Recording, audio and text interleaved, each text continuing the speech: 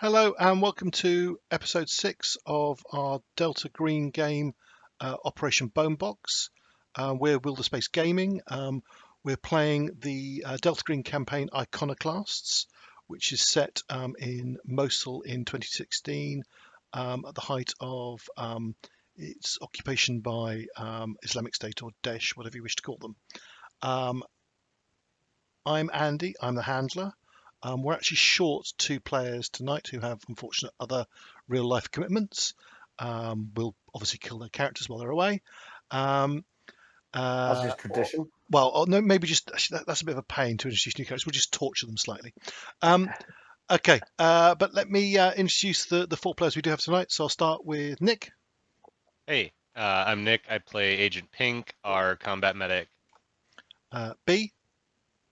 I play Agent Hawk, and I am the Ice Federal agent. Yep. Bruce. So I'm playing Agent Jones, our combat archaeologist. Yeah. I mean, Nice fossils. Yes. And then lastly, Tom. Hi, I'm playing Agent Farmer, and I'm a ONI officer. Okay. Right. So, so where we left it last time is you heard Raid of the Rassam household returned home on your return journey. Had some slight problems with some claw of a creature coming out of the amphora, which did some minor damage, scared a couple of people a bit, but has been sealed in through the use of putting the stopper back in and then securing it with basically industrial level cargo straps to hold it in. You then return to your compound, your base at Kirkuk Air Base, and Agent Khar has started reading through Rassam's journals, and Agent Jones, I believe you're starting to study the winds unknown to Adad clay tablets. And I think we got to the point where we were trying to contact some people in the on the British side of things. You'd made contact. You'd be given. That's it. You've been given a contact name. That's what you've been given. Yes, we know that the tablets that we have are incomplete, relatively incomplete, maybe 60-70%. So. And then, right at the end of last session, you watch a sort of live stream of some highly trained and definitely well equipped, because they were in the drone footage you were watching of the Rassam household. You saw well armed and well equipped men. I mean, they were using IR sights that were picked up by the camera. Basically take down all but 2 of the guards, the Daesh guards outside the Rassam household. They took 2 prisoner, killed the rest, went in, appeared to spend a bit of time searching it, and then left with their 2 prisoners. You then followed them into Mosul. And one thing I didn't clarify is exactly where they went, and I need to go to the Mosul map. Quick thing, when we did go back to Kirkuk, don't forget I built a new cage to keep the amphora in. Yeah, you've built a new cage. You've also added a 3rd cargo storage container. So you've got one that holds the amphora that's got explosives set up around it in case something else comes out. Exactly what those explosives are going to do to the rest of you is slightly worrying, but hey. Look, we'll burn that bridge when we get to it. Exactly. Then there were you've got one that's being used as an arms locker, and I think was the 3rd being used for storage of the tablets and the journals and other bits you've got from the Rassam house. Yes, like a research area. Yep. Okay. Now the warehouse Can you see the map of Mosul? Yeah. Yep. So the Rassam Yeah. household's off the bottom of the south end of the map, and can you see this new thing here, warehouse? Yep. Yes. That is where their warehouse is located. And to give you an aerial view of it,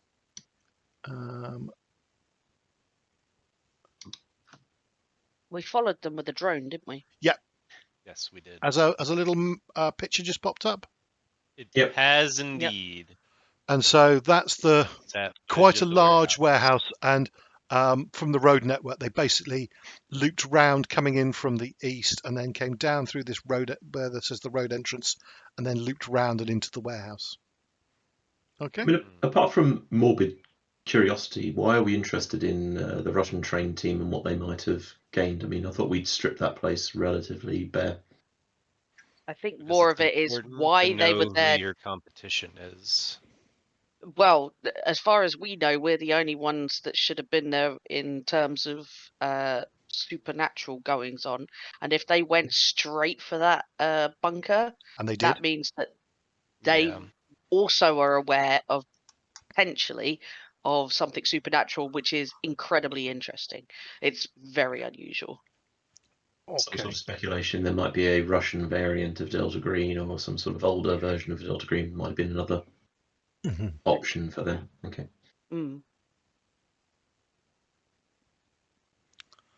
Okay. So this is late on the 4th of April, I believe. I think that's the correct date. Sorry, no.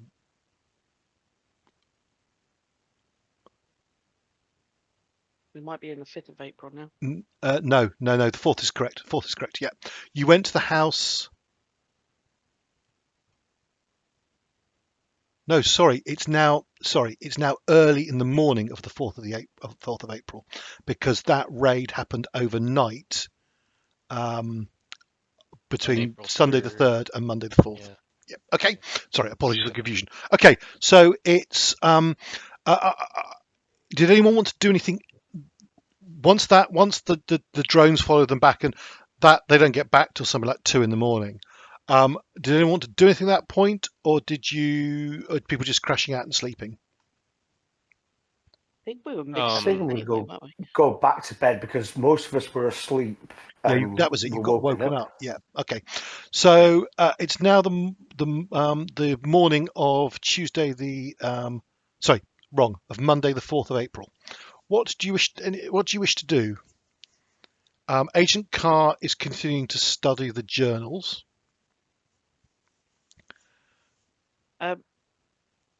Perhaps we should all talk about what it is that we think that those people that raided the Rassam house were there for. We have their location. I'm assuming we've still got a live feed on the warehouse. Yeah, you had a very lucky check, if I'm right. I think someone critical the luck check from memory, and not only was was there fuel to follow their vehicles back. There's still the drones, they're up for over 24 hours. I think they fly for. I can't remember what the flight time is. And they're it's really long. I know that. Yeah. They can remain on station for a very long time. Yeah, and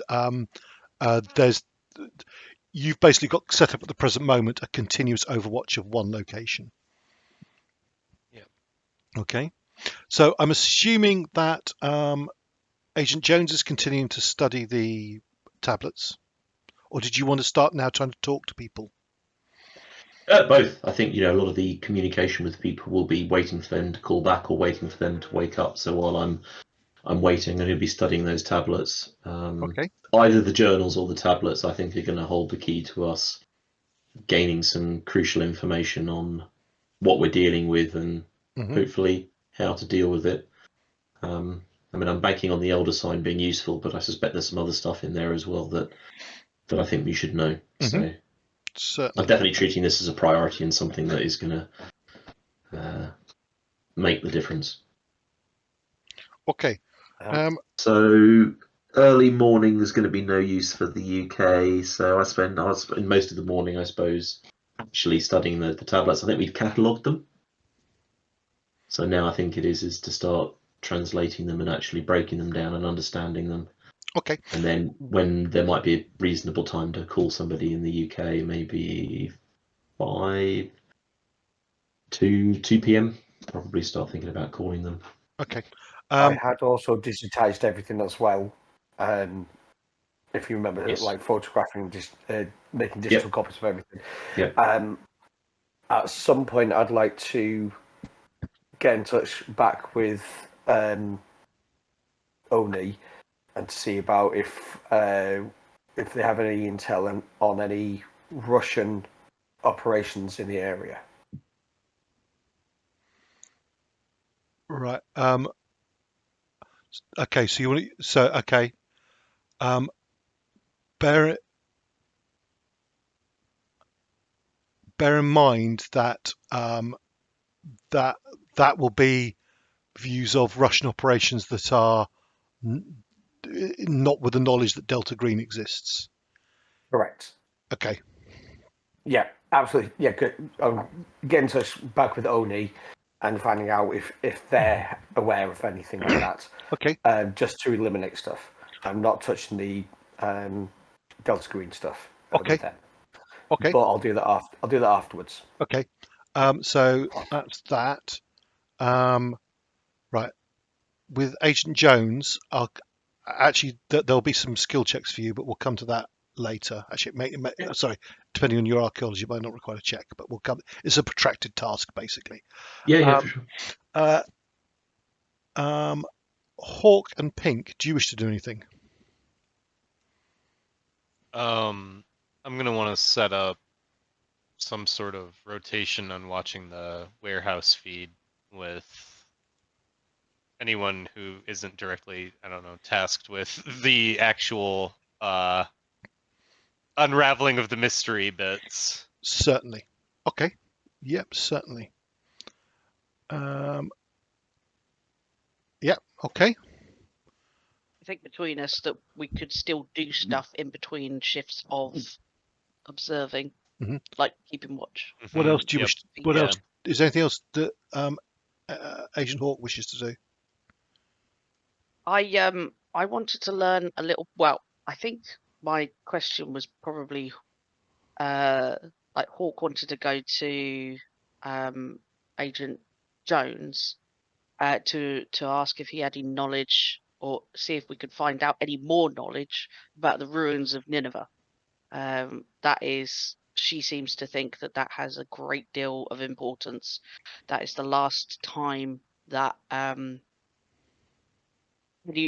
of the incidents seem to happen in that area.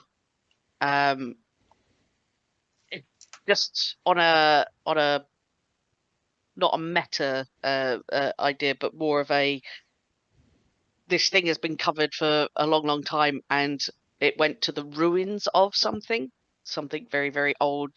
You know, she just feels like it's very linked. So I don't think she herself can actually look into that. That's probably going to be more Agent Jones's skill set. But anything that she could do to actually help him do that, she will do. So if that means phoning around or doing admin or whatever. Okay. Agent Jones knows all the because your archaeology skill is high enough. You know all the basic information about Nineveh.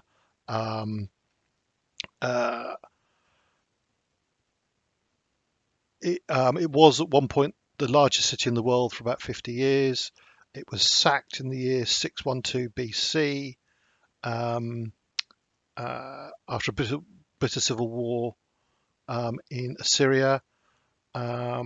It was sacked by a coalition of its former subject peoples, including the Babylonians, the Medes, the Persians, the Scythians, and the Cimmerians.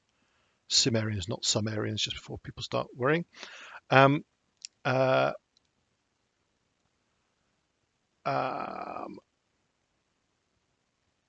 It was It was never again a political or administrative centre, but by late antiquity it was the seat of a Christian bishop.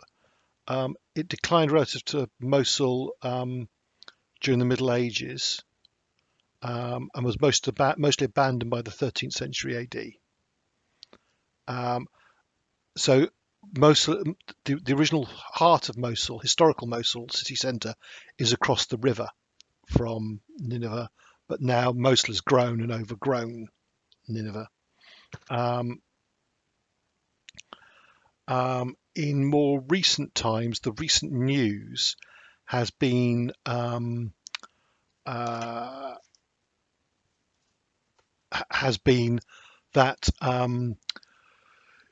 Daesh propaganda videos have shown them destroying various parts of Nineveh, because Nineveh is not a part of the Islamic faith, therefore they regard it as heretical.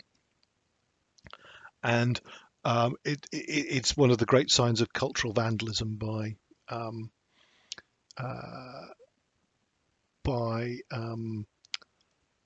the Daesh leadership. Okay. Right.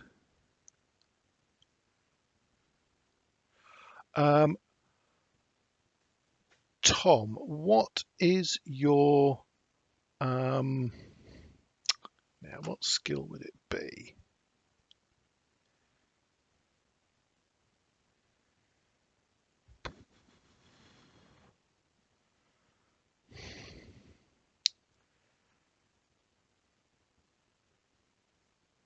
I think probably your SIGINT. Your SIGINT, right? Yeah. Okay. Your SIGINT is 60, so that's high enough. You don't need to make any checks. Going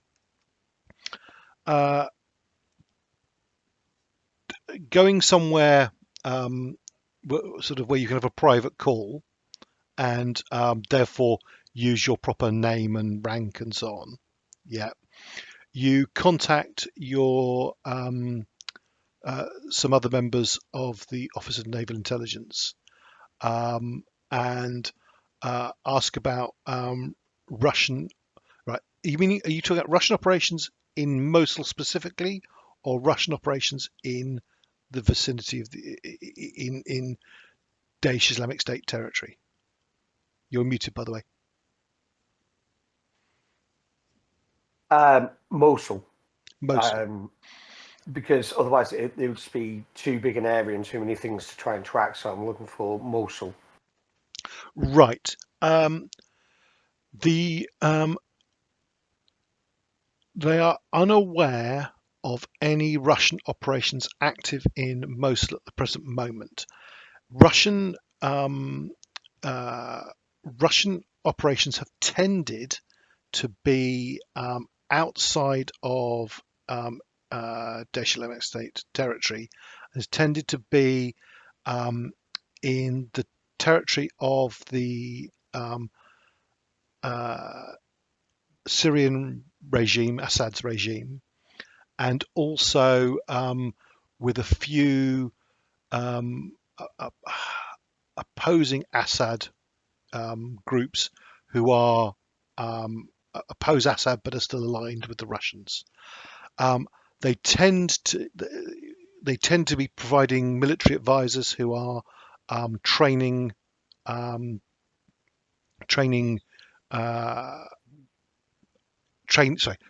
inverted commas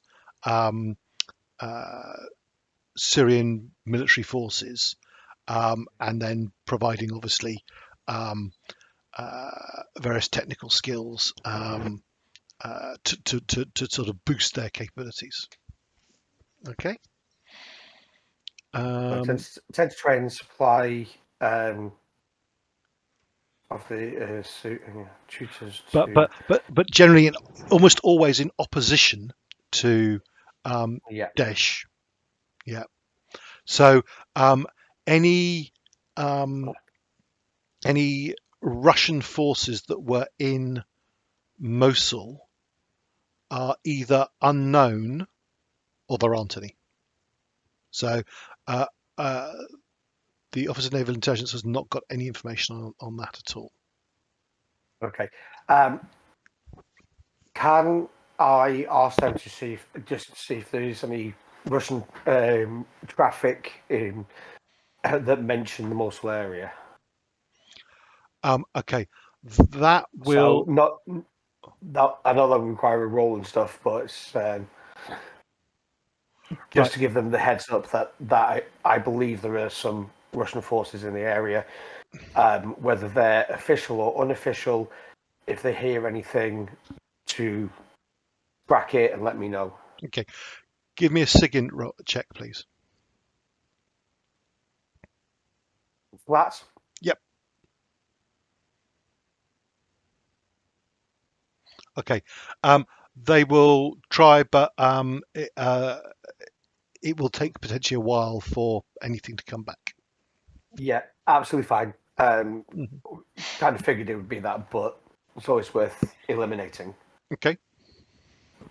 So, and then I'll go back to actually. So obviously, there's not a lot of information easily available for this, and obviously, Isak Jones has got the contacts for it. But if I can just do a little bit of digging, like internet searches or anything like that. On what? Let me just pull up my notes quickly. Okay. I'll get back to you. Yep, sure. Is there anything anyone else wishes to do with regards to this Russian trained team? I mean, no, now that we've got eyes on them, I think we've got pretty much all we need so far. I'm assuming least- our other agents in the Vanguard and whatnot have seen this footage, obviously. Yeah. It was one of them. Stewart showed you the footage in Yeah. the first place. Yeah. Yep. Do they have Stewart was the any? one who picked it up. Do they have any thoughts on that? No, they're quite surprised. They agree with your summary that this appears to be a potential rival who does appear to be behind us. Sorry, they would say us. Behind us in terms of knowledge, but it's quite alarming that there's another player in this game. So, did we last session? Did we? Was that the session that Agent Khar phoned our contact? What was his name? Sloan. No, Sloane's the person. You're meaning it's Colonel Gwyn. Yeah, but Sloan comes from the rival, like the old Delta Green. Yeah, yeah, wasn't it? And he phoned him last but session. I think that was. He did. You're quite correct. He did, but that was prior. Wasn't that was prior to the Russians. I think it might be worth rephoning to speak with Sloan again and ask him if he is aware of any other, whether it's his people, his older he might know version other of Delta potential actors. Yeah. I know that he's pretending to be dumb and saying like, "Oh, I don't know anything or about anything," but obviously, perhaps we just weren't being specific enough, or simply that he's lying, because I would in his situation. It would also be worth asking the Colonel as well if he is aware if Russia have their own version of Delta Green. Right. Who's making this phone call to Gwyn then? I think we were leaving it to Khar, but Khar is otherwise occupied at the present moment. Who wishes to phone Gwyn? If nobody else is, if nobody objects, Hawk will do it. Okay. He answers the phone fairly promptly. Who is this? It's Agent Hawk. Colonel Gwyn. I take it you have a further update or question? There is a further update. Unfortunately, though nothing has been taken, as we have already taken the items from the property. Last in the middle, was it the middle of the night? Was it Yes. early in the morning? During the early hours of this morning, our drones picked up footage of a unit descending upon the Rasan household, heading directly to the basement where the items were Okay. hidden. Now, nothing was obviously taken. All of that was cleared before they got there, but this is obviously very surprising. Our agent Farmer seems to believe that from their operations and how they were conducting themselves, they seem to be potentially Russian operatives. We find this quite surprising. Give me a human check, please. What is your human skill? I don't know actually. Let's have a look. It's not too bad, I don't believe. Human, 61. Okay. You don't need to take a check. Though he went okay. You read that almost in the tone of his voice, he was refraining from saying, "Oh shit." Right. Okay. Cool. Wonderful. So if possibly we could have a update about any such right. Groups working in the area. Yes. Send me the footage, please. A copy of the footage, just so I can confirm this. Okay. Send it over encrypted. Yep. And then. Okay. And I have computer science. I want to make sure that it's fucking encrypted. What's your computer? 50. That's enough. Yeah. You can encrypt it, right? And send a courier to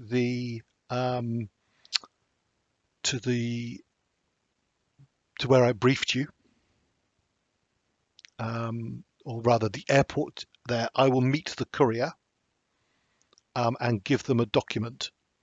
It cannot be electronically transmitted, and I am not prepared to discuss this over even a secure line. Understood. I'm assuming then that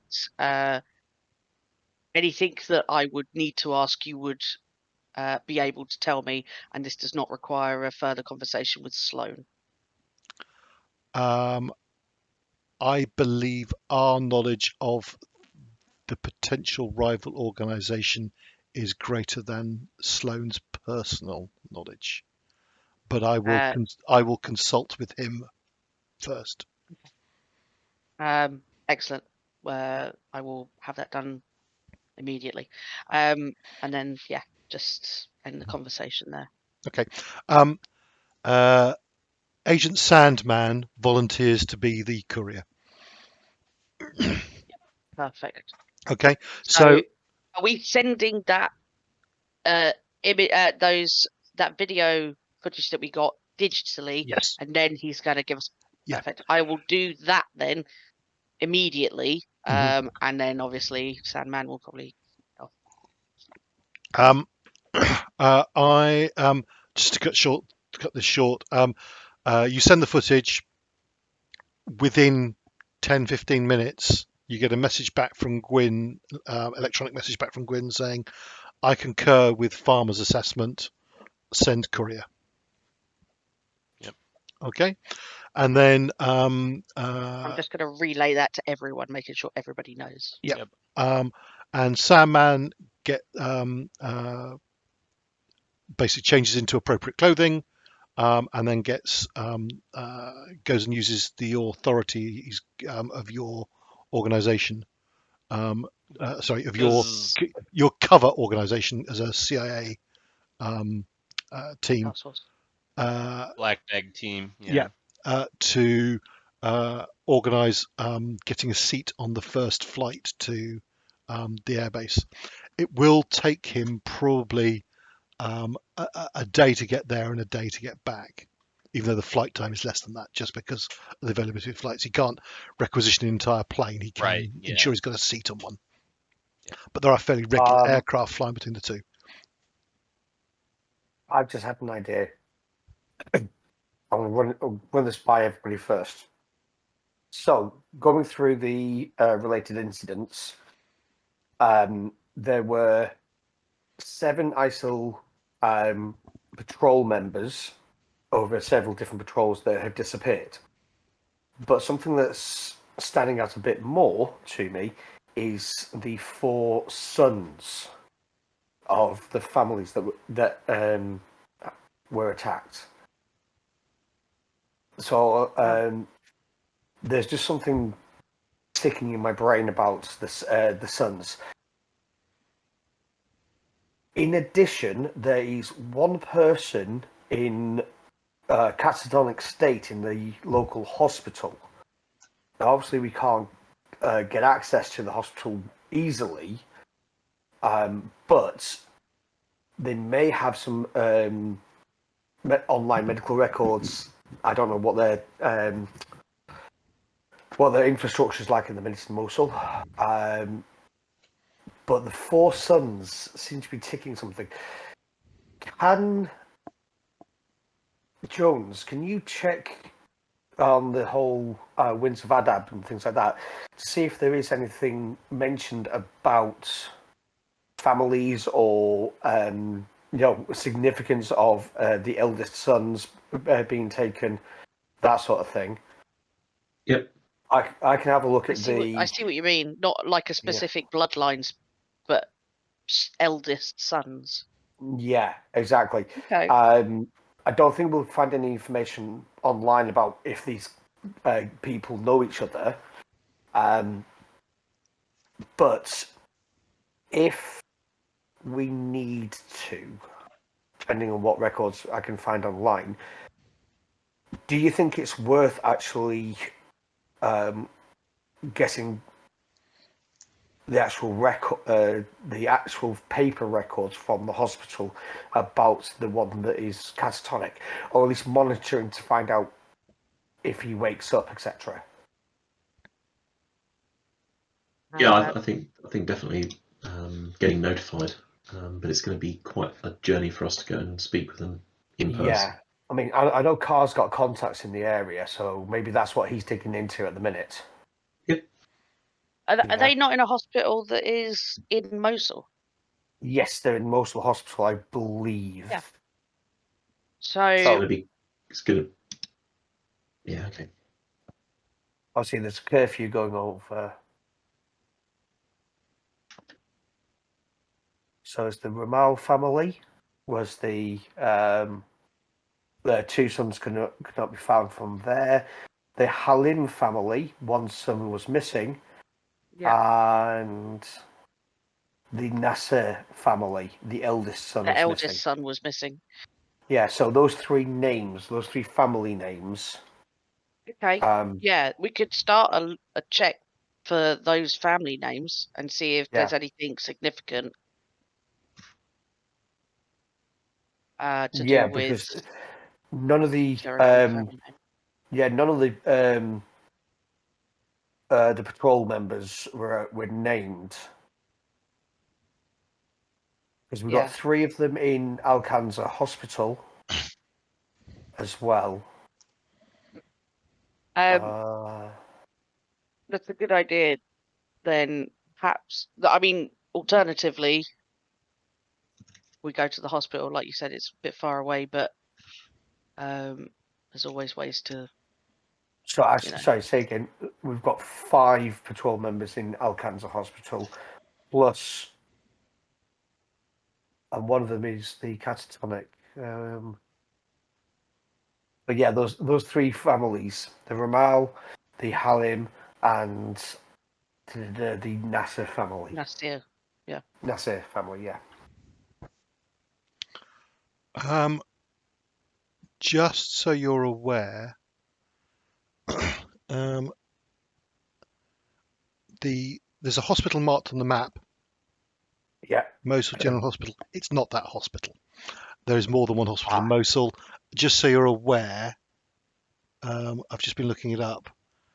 Al Cancer Hospital. I'll mark it on the map for future, but it's somewhere. Let me just look at this again. This map. I think it's about. Can you see on the map? I'm pinging. It's about there. Oh yeah. It's Okay, yeah. northeast of the ruins of Nineveh. Okay. Okay. Yeah. And east of Mosul University. Okay. Yeah. Right. So, what are you trying? What is Jones is trying to figure out? Right, because there seem to be several things there.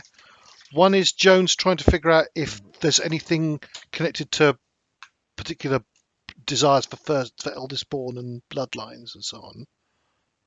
Yeah, so I think predominantly there are all the strands of research go back to what are we dealing with, right, and potential weaknesses, just getting an information done. But I think within the context of that research, understanding whether firstborn has any influence, and then we can sort of part of information, right? I mean, I don't know if there are any firstborn within the group here, but that might be a consideration. The two sons from that one family, are they twins? There would still be an oldest one. That's true, yeah. And have we seen? Is it only been men so far? Yes, that I'm aware of. Well, there's one female missing, which is the maid from Rassam's house. Yeah. Yeah. Okay. But yes, but we in think all she's gone to ground instead of being taken. In all the reports in where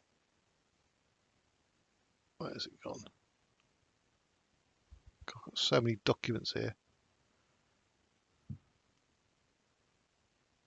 Oh, I can't find the. Oh, it's the original briefing, wasn't it? Yeah, related instance. In this, no, that's the map. Yeah, you're talking about this document, aren't you? That's what you've been looking at. Yeah, related instance. Yeah.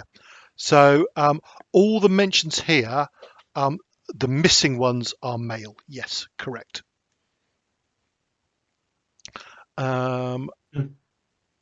Right.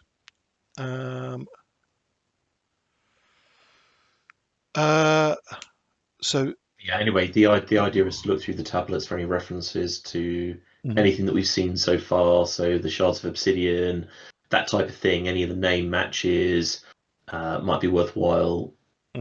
Speaking with Agent Khar, seeing whether there's any research notes in the journals that might kickstart that research, because obviously we don't have to start from zero. We can work off the back of 40 years of research by 60 years, however long he's been researching this stuff. Rasan's been researching it, but it's just more information about what we're facing.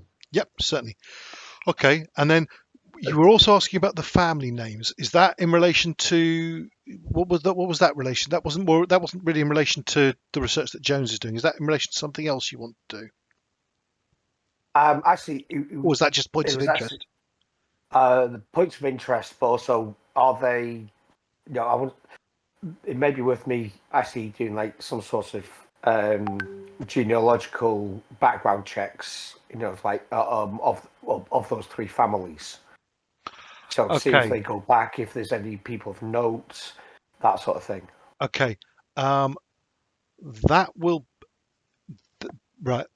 be a SIGINT check at -20, not because the task itself is difficult, but because the availability of information. Yeah. Okay. I'm going to assume it's going to take some time as well. Yes. Okay. Right. That takes you most of the day, so I'll come to that at the end of the day.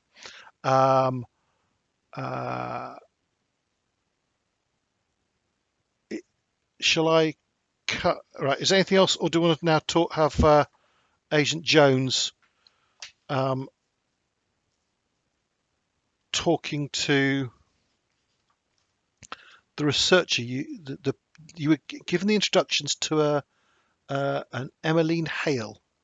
Yep. Yeah, I think the first question is whether I'm going to be able to. I'll spend the morning researching the tablets because I feel I need to get a certain level of. There's no sense in speaking to her unless I'm actually a little bit further. Like I can actually speak with some sort of level of authority on the subject, but I don't want to get caught out with like, how many tablets have you got? And I don't even know basic information, let alone what I'm dealing with. So Right. But yes, I think we do need to get as much information as we can as quickly as we can, because although the killings, if for want of a better word, have kind of seemed to have stopped as far as I can tell, that doesn't mean they're going to not restart fairly soon. Okay. Okay. On the subject of tablets, I think I told you last time that you've got 283 tablets. No, I know the number. I just want to make. I was supposed to I want to get as much information, so I'm not making myself look like a fool. Yeah, got you. Can you give me, please, a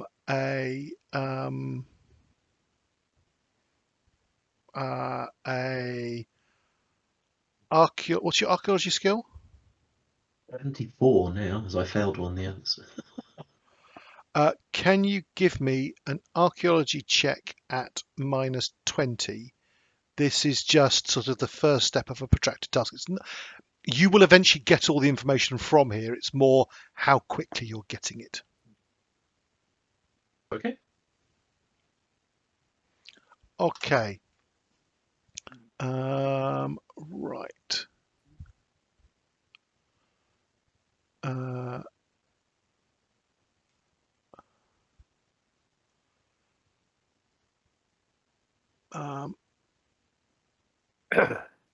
This is the first piece of information you'll be able to draw out of the tablets.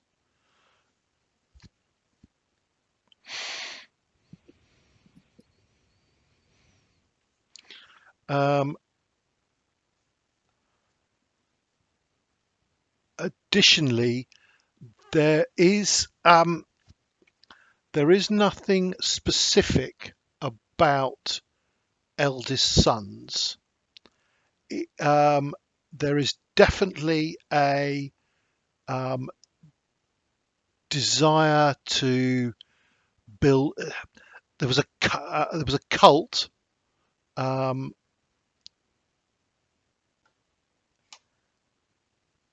There was definitely a cult worshipping him, and he definitely recruited males only to serve in that cult. Okay. Yeah. And from what I know about the army in that period of time, would it have been traditional for the first eldest son to have been recruited into the army? That maybe or used in war in a particular way? Was it the eldest son's responsibility?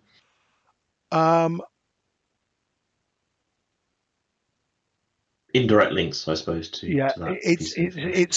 It's not as it's not as clear 100% on that,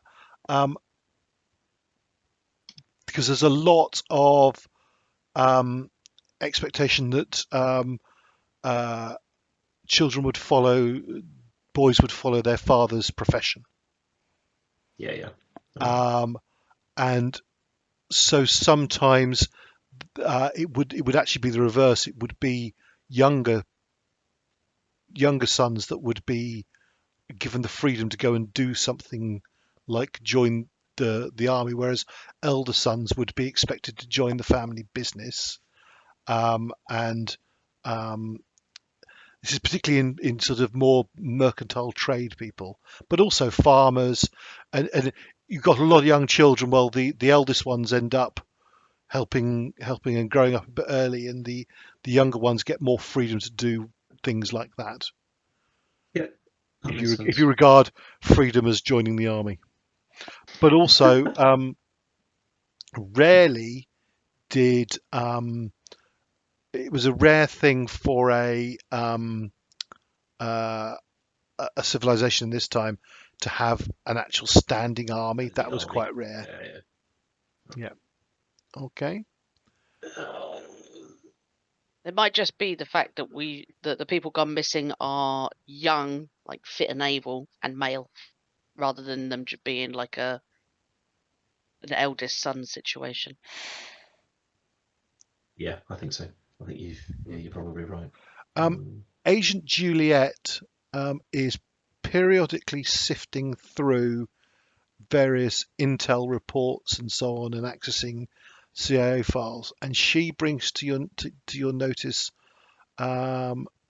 something that the conversation about.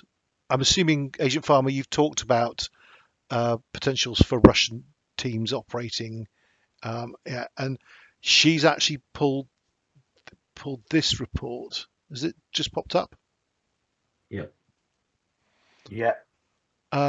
So this is some, in summary, there are there, and bear in mind this is dated 31st of March, that this information was gathered, and so it obviously been in existence for a day or two before that. But there were rumours there were, and potentially are still rumours circulating, of a US Special Forces or CIA psychological warfare team operating in Mosul, killing and mutilating people. The logic is that the inference she's drawing from it is connected to what you now know, that it's connected to this entity. But this is a report that's been distributed around the CIA. As you can see, that would specifically be CIA in theatre, but that goes without saying. And that it did result in additional larger patrols within Mosul, and actually the recall of some units from frontline positions. And this is what's led to some of these theories, rumours that it's something US led to try and draw troops back. Okay.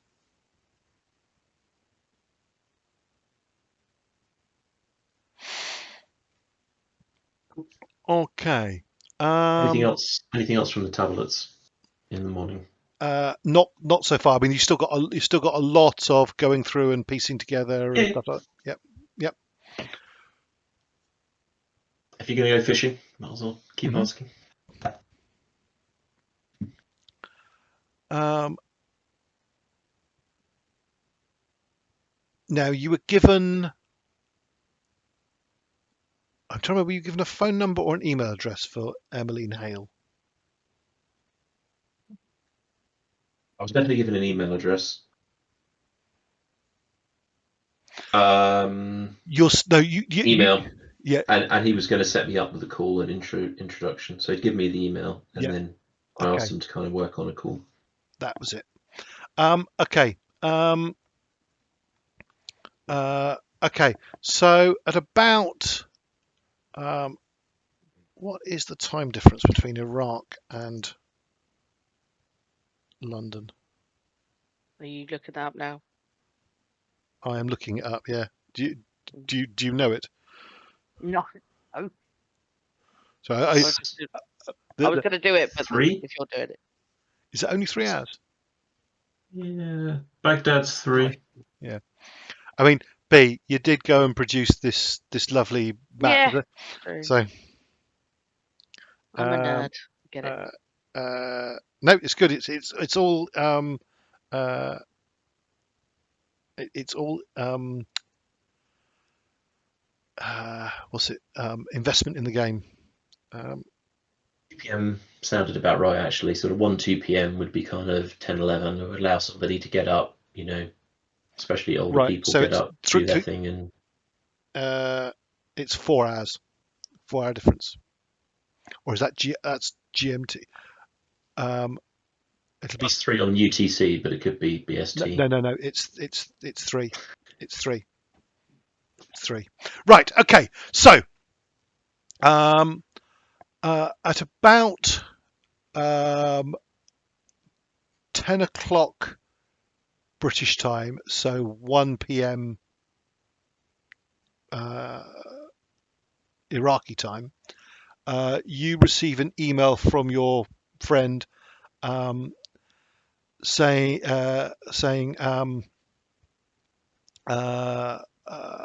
Emmeline is very interested to chat. She's not the best with technology, so it'll be a phone call. Excellent. And she's also not at home at present, so she's asked me to give you her home phone number, Yeah. but for you to call her tomorrow. Okay. Okay. Time. 10 o'clock British time tomorrow. So this time tomorrow, 24 hours from now.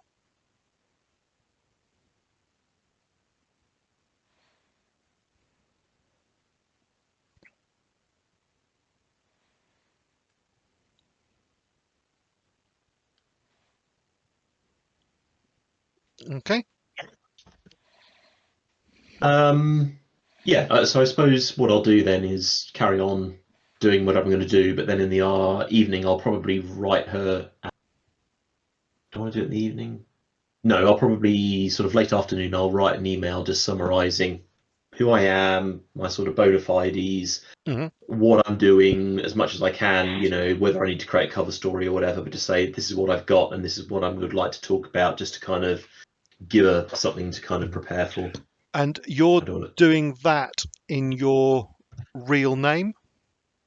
Yes, because the bona fides are going to make some sort of sense, and I feel that even if it's an extra 5%, it's going to make a difference. I think to the quality of the information that we get through. And are you doing that from your and you're doing that from your what email account are you using? Are you going to set up almost like a disposable account and do it from that?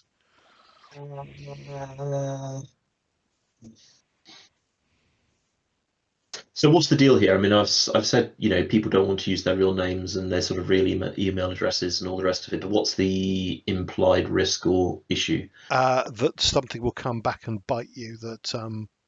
That you will be your name and identity will be exposed in some kind of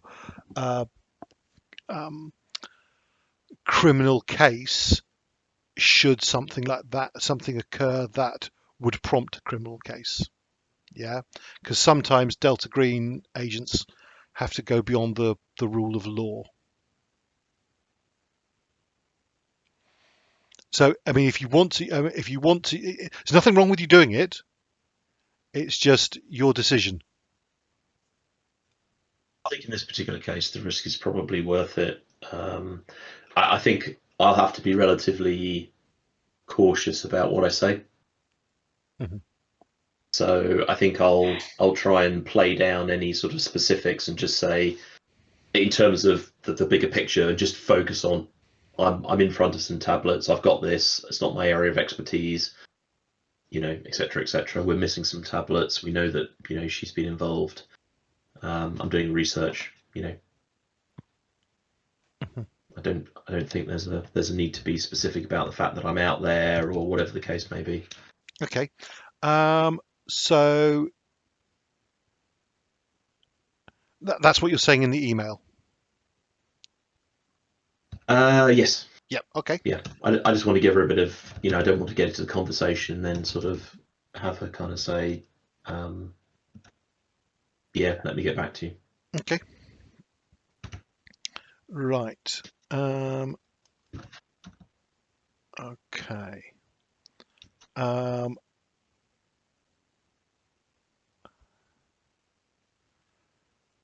Right. Okay. You carry on reading the tablets.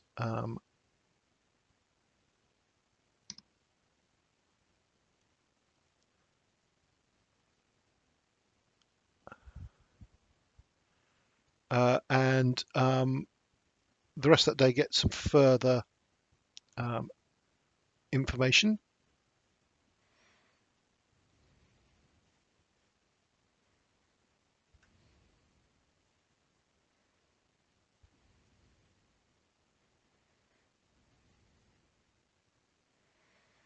Okay, did that pop up for everyone? Yeah, yeah. Sorry, we've all gone quiet because we're reading it. Yeah, sorry, yeah. Oh, what popped up? Really? Oh no, apparently not. Did something pop up for you? The teachings of Sagash. Did that pop up for you, Bruce? Right. Oh, it has. Yep, it's now here. Yep. Yeah, apologies. So, and you did get the one before that, didn't you? Yeah, I did. Yeah. Yeah, okay. Yeah. So that's some more information you have gained. Okay. Right. I am also going to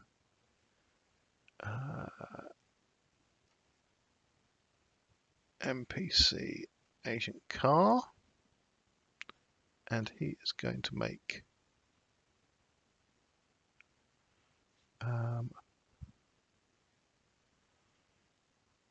right. Oh, hang on a sec. I need to check this.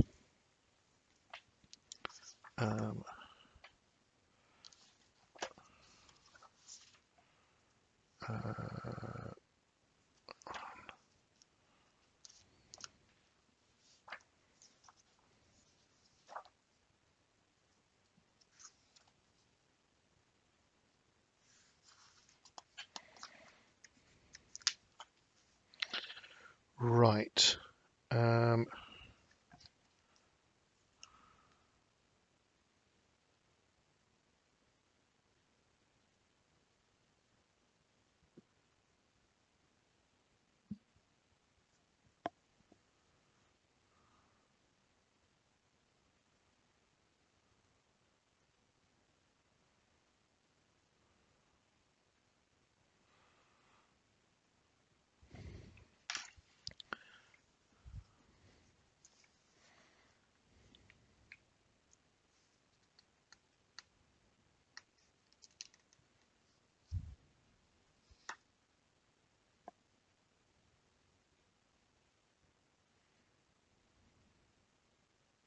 Right. That will just be.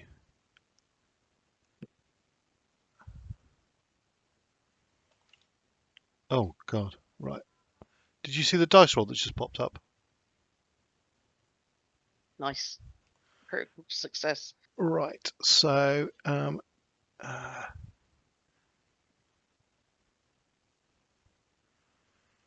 he is I think able. that might be our first critical.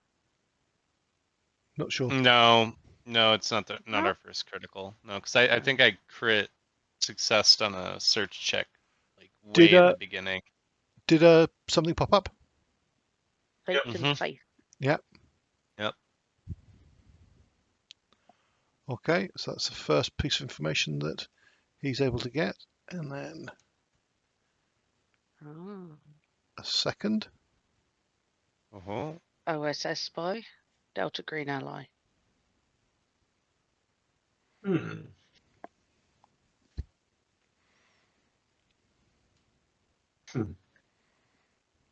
Okay.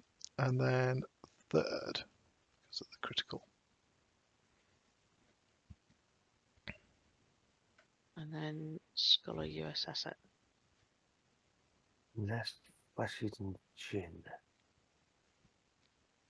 There's another one popped up after that, Tom, called Scholar US Yes. Asset. Yeah.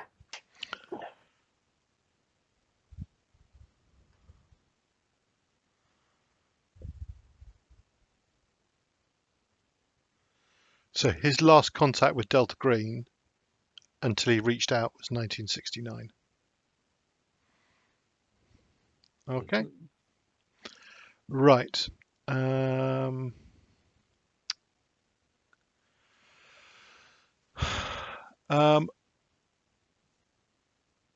Your email to Emmeline Hale does not receive an immediate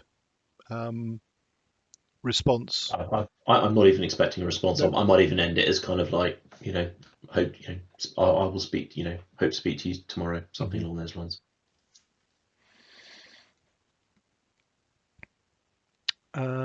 Right. Okay.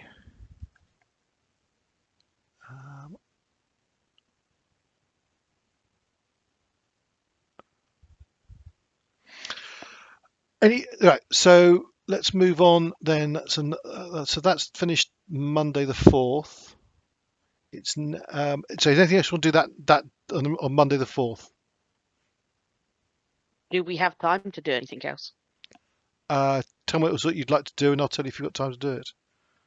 Well, I'm just waiting on my research on those 3 families. when sorry, Hawk yes. contacted the colonel about this second group that we've got potentially competing with us, did you communicate his general What the fear, or like his unstated oh shit? Because if so, then my character is probably going to take a non-zero amount of time to see what I can do to perhaps discourage said armed group from doing any shenanigans on our base. I think she definitely mentioned that he definitely seemed to recognize the description immediately, and there was that air of foreboding about the how serious these people potentially might be, because I think that Agent Pink and Agent Sandman are going to be the people that help us combat that sort of particular group, at least. That is certainly physically. the threat I am focusing on, seeing is Yeah, definitely definitely is the think threat I seem to be best trained to and equipped to deal with. Okay. So what is it that Pink wants to do? You said you actually want to do something physical on the later on the Monday the 4th. Yeah, I was gonna actually what I wanted to do was perhaps I just kind of wanted to know what we had in the way of, like, are there any other special forces detachments on the base here? And if so, where are they in relation to us? Right. So it's a Peshmerga controlled base from memory. Oh, I think that's right. Yeah. Did I say that before? Yep. Yes. Okay. Yes, you did. Yes. So there are various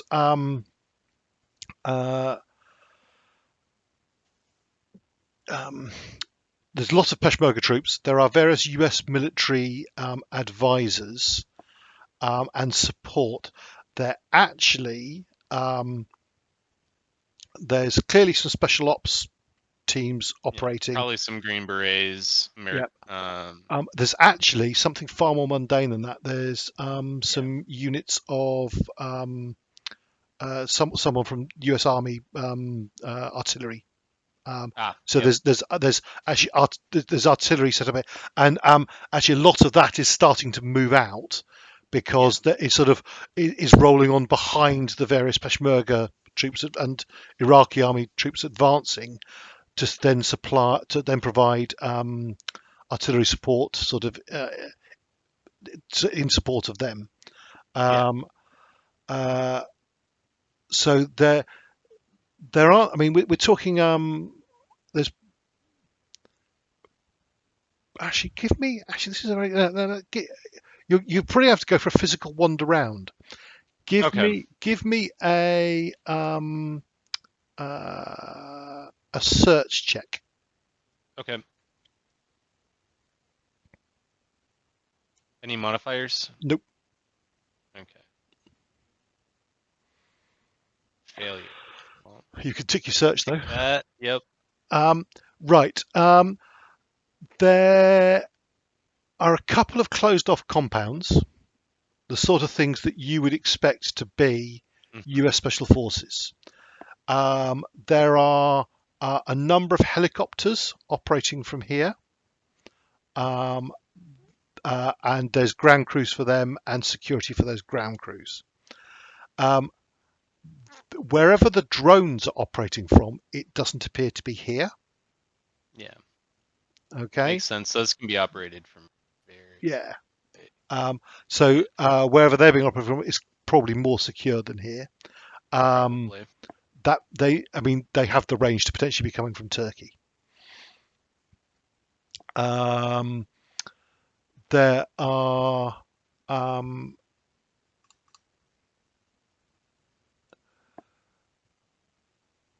a number of there's at least one other group of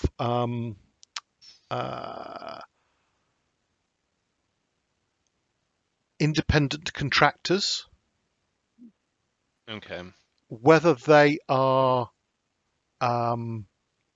exactly who or what they are, you can't tell with that. But they're definitely Western equipped and look Western in origin. The guards that you can see around the compound. Yeah. But they also don't appear to wear any insignia. I mean, they're wearing military style clothing, but without any insignia at all. So you can't actually tell whether they're even American. Yeah. Okay. And that's it for the moment on that. Yep. Right. Agent Farmer, the research on those three family groups, that does not turn up anything of any great significance. They appear to be unconnected in terms of families. It might be that two of the families have got some relative a number of generations back. It could just be a similar name. Yep.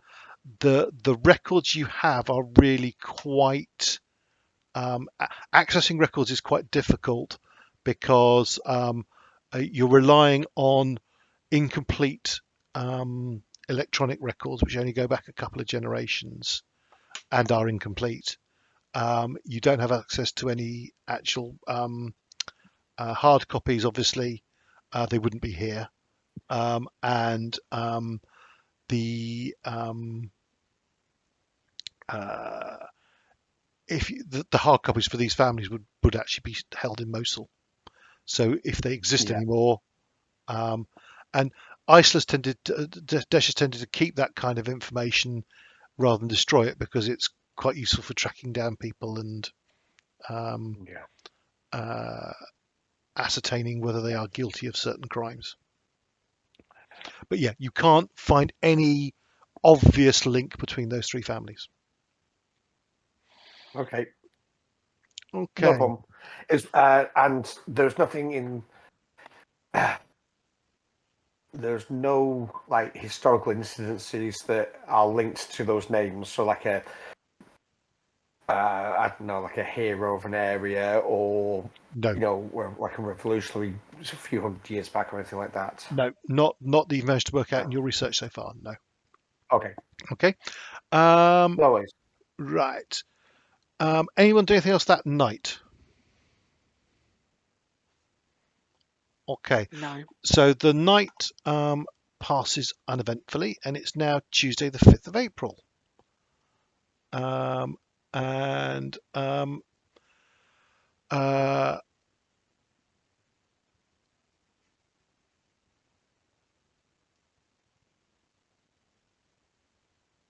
Right. Agent Jones, you can give me another archaeology check purely for speed. Any modifiers? Nope. Oh no. Right. You've I've broken a tablet. No. You've got yourself a bit turned round and have ended up confusing the order of some tablets and rereading some that you read first thing yesterday, and it's really reinforced your memory of them, but it's not progressed you on reading them through them. I Okay. can fix it with crazy glue. I can fix it with crazy glue. No worries, that's fine. Yeah. Okay. Right.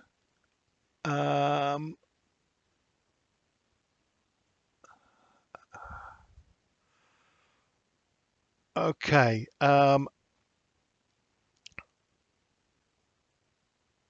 Just to be clear, the camera feed of the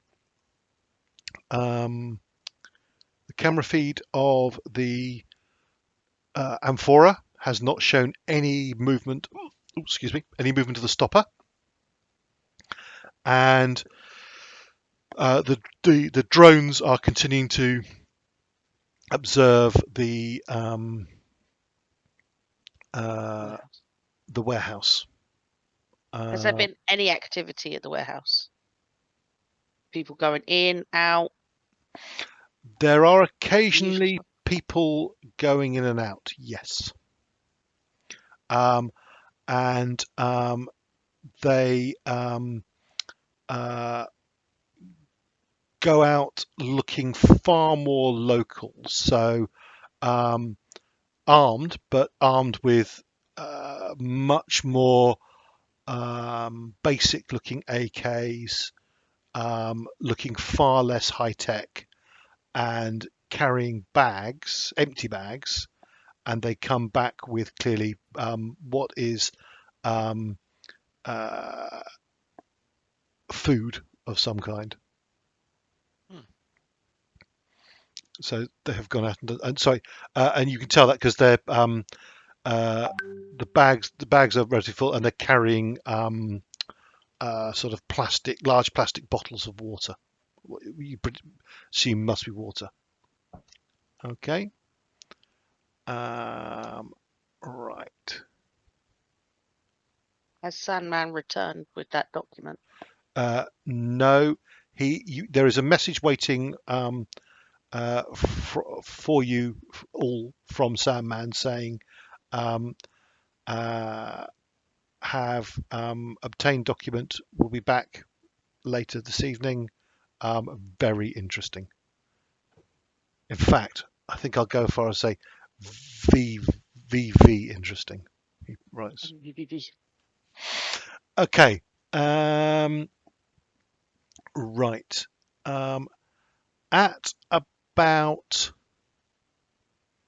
11 o'clock in the morning, just as Agent Jones is getting very frustrated and confused by these tablets, you get a email from Emelina Hale just saying, "Thank you for your summary.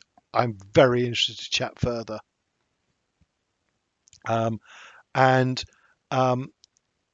it's written like she's writing a letter. Yeah, on email, but very formal, formal punctuation and grammar, and everything is absolutely correct. It's clearly a very intelligent hand.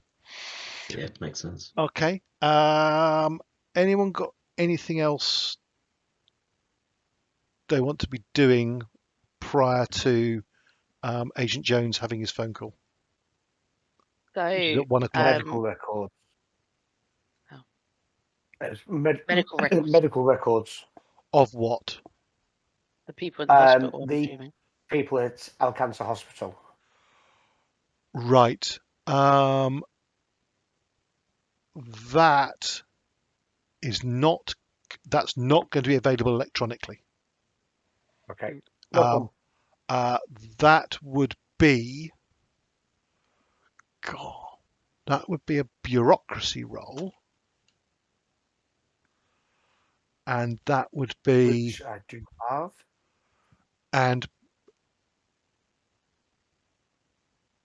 it would be at a -20 penalty, and you'd need to also have some kind of contact to who could obtain the records for you. Yeah. So there's a time constraint there, and it's going to require a human check first of all to try and find, and this is through using the various other CIA contacts, try and find someone who has access to those medical records in that hospital. I think. Can we get together and chat? Like, I know that Khar Yeah. and Jones are doing a lot of research. Sandman isn't back yet, but if Hawk, Pink, and Farmer kind of put our heads together and have a little chat about this, about how we're going to go about getting certain other information. Mhm. So Hawk suggests that with the hospital situation, although the medical records will be very handy, the medical records are probably likely going to tell us something that we already know. The injuries will be inflicted by very, very sharp implements, etc. Unless you're looking for anything specific, I think what we need to do is actually potentially chat with the people that have been injured. And I think one way we could do that is have somebody enter the hospital who is injured, and go in as family members or just as, concerned friends, as so that we can gain access to the wards and then we've already got the identities saying that we're part of the different police forces, etc., and intelligence forces for ISIL. So we might not want to use those IDs again because the Russian trained kill team did take 2 survivors from the Rassam house who presumably know those IDs were what picked up the stuff from that house. Well, the only thing that was set was we need to double check with Chris, but the only person who actually gave any form of ID was Agent Khar, and I'm not sure if he actually needed to give any ID. Right. I think he just said where he was from, and his ID was good enough to basically get the rest of us through but anyway. I'm not sure he even actually showed his ID. I think he may have actually just sort of assumed that he was in charge. I do think that what Pink is saying has merit, though. If they've taken 2 prisoners, assumedly they're going to interrogate them extensively about who might have taken the stuff, because this place is empty now, and our descriptions will be given, even if our name's not. I'm a little less worried about our descriptions because it was mainly because of the area we were operating in was a pretty enclosed area with not a lot of. It was sectioned off from a lot of the rest of the Rassam compound, and we didn't have a lot of other guards walking around. What I'm more worried about was more just if our identities had been. I forgot about the fact that we hadn't given our identifications. I think so. The fact that we didn't have to, that might be less of a risk now. Yeah. Do we think it's actually worth just keeping an eye on these Russians, or do we actually want to go and find out what they have? They are obviously behind us. Depends. I think we leave just an eye for now. Yeah, I think we just leave them be for now. Yeah, it's best. Yeah, it's best not to kick a hornet's nest if you don't need to. I mean, I do remember we did manage to get eyes watching them. Anyway. There's been left a drone watching them, and that's what's picked up people going out for food. And sorry, there will actually be another thing as well. So after they've gone back for food, it seems like probably the same 2 men, having come back with food, then take one of the vehicles and drive off. And do you want to follow them or stay on the warehouse? I'd say follow. We're not getting any information from the warehouse. Yeah. Go ahead and follow them. They go not very far only a couple of miles away in Mosul, and appear to conduct some kind of trade, or you're not exactly sure how fuel is being traded for, but they're filling up that vehicle with fuel, and also a whole load of jerry cans of fuel, and then taking it all back to the vehicle, back to their warehouse. When do they do that? What time? That morning. Morning. Okay. They're gearing up to go somewhere or do something. Yeah. Yeah, well, that's why we got the drone on station. Yeah, I'm just wondering what they've been told by these two people and where they're going to go. That is why I wanted to know about the Special Forces detachment that we had on tap, if we had one. So we might need them. Is it worth seeing what the secret police have got?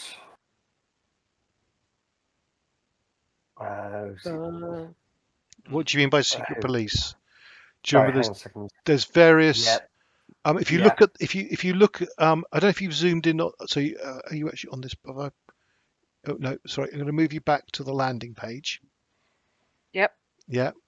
If you zoom in here, there's a list of all those key organisations.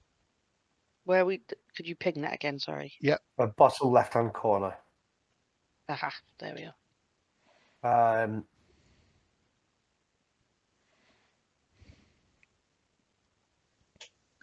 The Internal Security Special Operations. Let me get the name of that person up again. The guy that they arrested. Oh, blimey. Not the passport, West Ham's journals.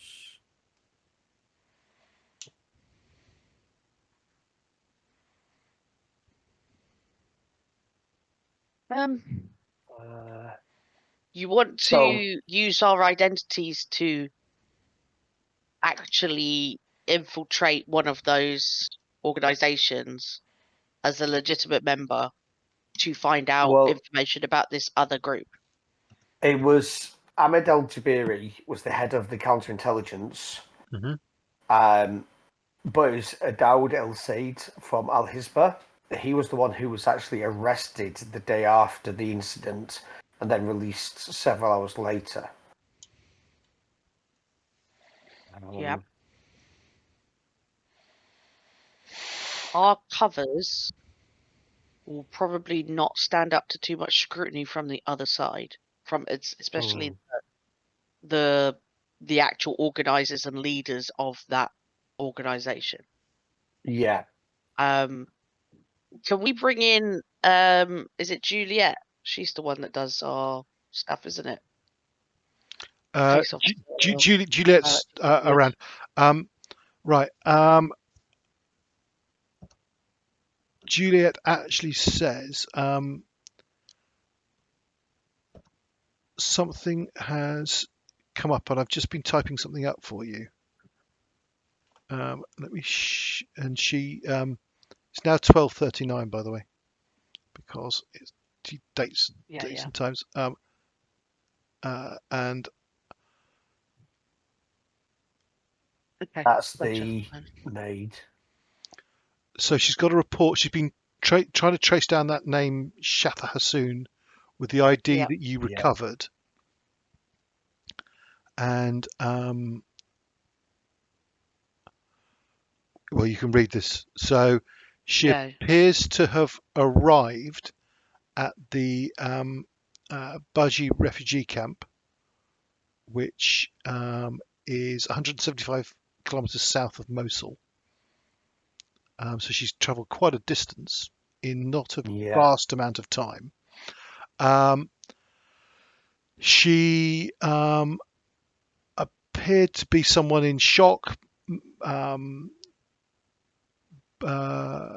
It's the people posing as Western aid workers who then pulled guns. Yeah, and she was forcibly removed on the 2nd of April from that camp. 2 days ago. Now 3 days ago, it's the 5th now. 3 days ago. Yeah, 3 days ago. Okay, so that is, we need to get her back. And as that question says, how did the kidnappers know to target her? Then, because they didn't have her ID, we've got her ID. So this is Juliet doing a sort of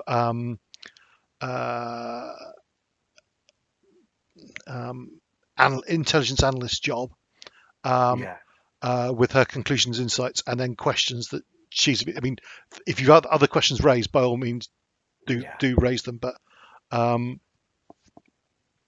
those are the 3 that occurred to her. Okay, so I have a question for you. Just a general thing for this area. Because I know certain areas they don't allow women to drive. Do they allow women to drive in this area? Absolutely not. Yeah. So she wouldn't even have learned unless Rassam taught her himself. Was there a vehicle missing from the Rassam household? There were no vehicles present in the Rassam household, but on the found video you saw, there were no vehicles in it then either. Okay. And the garage, which had space for 2 vehicles, double garage, that appeared to have been repurposed to store other things, including bikes and I think there was a generator in. Was the generator in there? No, the generator. I think the generator was there, but the fuel was being stored outside. Yeah. Okay. So we do need to get her back at somehow then. So we don't know where she has now But she's gone. not dead. Yeah, Sorry. that's confirmed. She's not dead. Yeah. She's been taken from the. So she got from the Rassam household to the Baji refugee camp, 175 kilometers, which is. You can drive that in a day. That's only about 120 miles, 100 miles or so. It's still a significant distance. But it's a fact that the group of armed men and women posing as Western aid workers. In amongst that group of people in that warehouse, were we able to identify if there were any specifically male or female, like how many people amongst them, or were they too like the video you saw, most of them were at night, and they were squat heat sources. They were there. You could pick out some details, but I mean, they were wearing things like body armor. So they have body armor. But since they've returned and been in and out of the building, you've only seen men, but you've only seen 2 men because it was the same 2 men went and got food, went and got fuel. It occurs to you. Go for it. So as I say, just to add to that one, you commented about are they gearing up for a journey? They may well have also bought quite a substantial amount of food. There wasn't a vast amount of water, but they had a couple of big bags that if that's full of preserved food, then that could be quite a substantial amount. Okay, so here's a question for you. Russian forces, they're not as progressive as Western forces in regards to gender mixing. That's true, yes.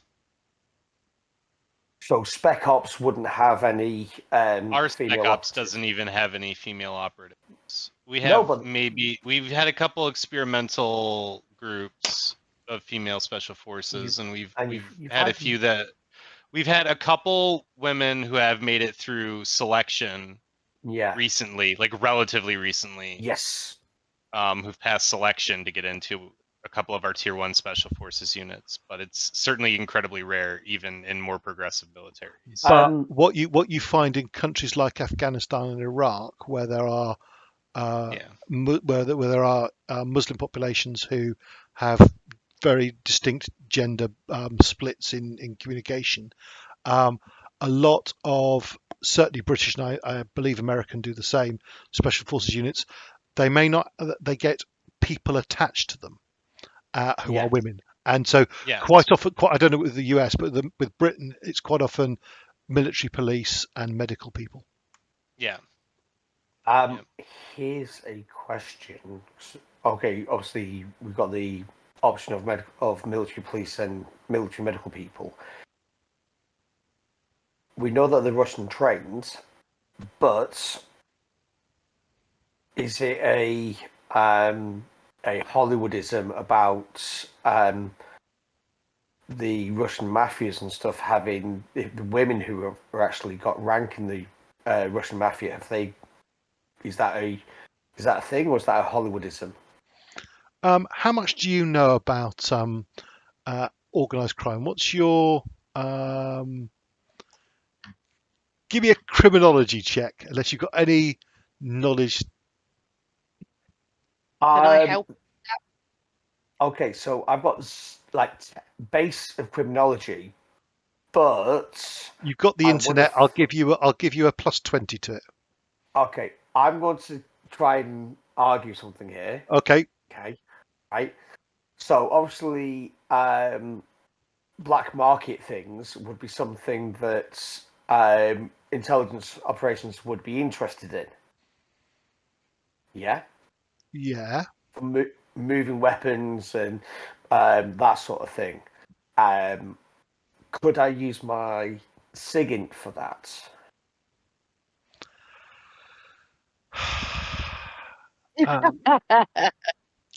No, criminology. No. Criminology. Okay. But I'll give you a +20 to it, because what you're asking is not an overly complex question, and you have the wonders of the internet, which is will help you get through a little of the Hollywoodisms. Yeah. Did that roll? Yep, you succeeded.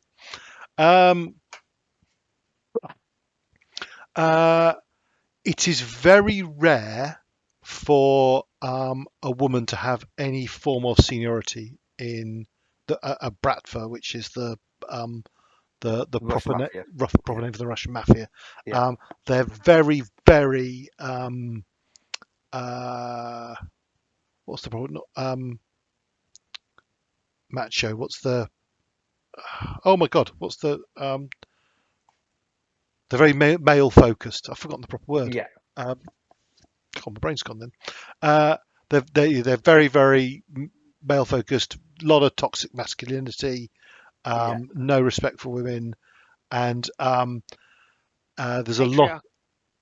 Not matriarchal. Patriarchal. Patriarchal. Yeah. And okay. So it is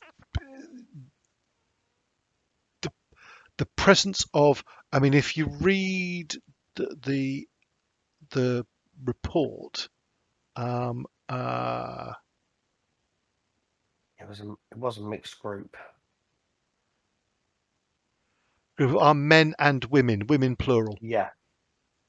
Yeah. Just to be clear as well, I don't know if you'd assume this, but Baji refugee camp, being a refugee camp with women in it, it is there will probably be a separation within the camp between family groups with a responsible male present, and family groups with no responsible male present. And her, as a unaccompanied woman, would be in the section of the camp that where there are no adult males. Yeah. Andy. Okay, so it's quite hard. Yeah. The this report of that has just come through today, 5th of was it April. March? April, Uh-huh. the 5th of April at 12:39. That Baji refugee camp, which is 175 kilometers south of Mosul, Mm-hmm. where did the people that the Russian people, we reckon, that may or may not be Russian, arrive from? Did they come from the south to enter the Rassam, or did they come from Mosul itself downwards? They approached from the north, so they came from Mosul to the Rassam Okay. compound. Does the I know that the drones that caught the raid on the Rassam house had heat capabilities. Mhm. Heat. Yeah, I don't know what yeah. the word is for that. I'm assuming it still has that. Mhm. Do we have any numbers or like formations of heat signatures within that No, warehouse? the roof of the warehouse will interrupt that. That's Shit. it's not that high tech. Okay. It can pick things out. I mean, it can pick things out when people are in the open. Okay. Hawk says to Pink and Farmer, well, I think everyone's there, so she's kind of to the room. From this report now and the arrival, it was early morning, 4th, wasn't it, that they did the raid of the 4th? Like early AM. Is that correct? That's the third morning of the 4th. Yes. Yeah. Early morning of the 4th. Yes, correct. Potential link, and I don't know if this is just a coincidence. However, if this group were the ones that has collected Saka,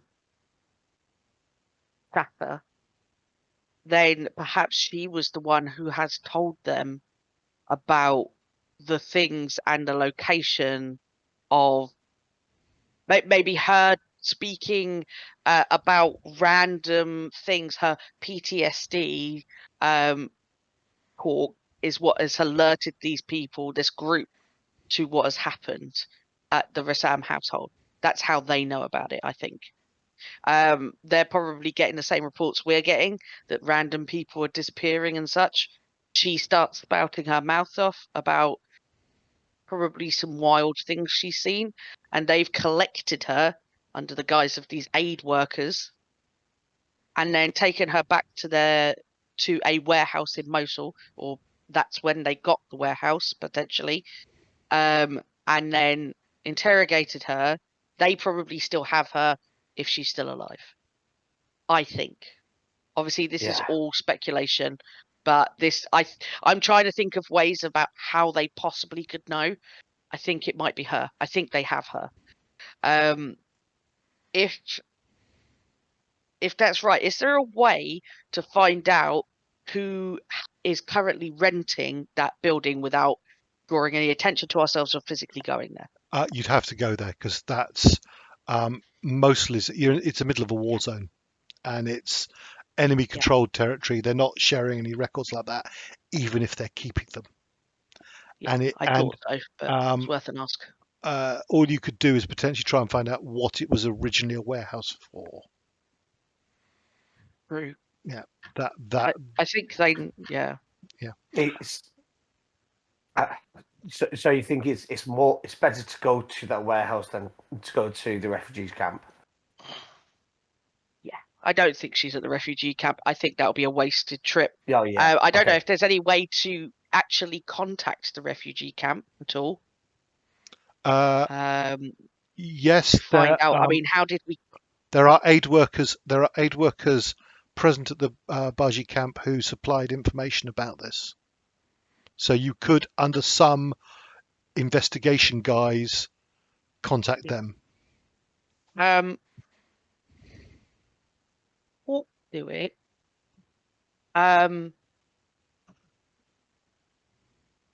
By asking about from an immigration point of view. Yes, you could.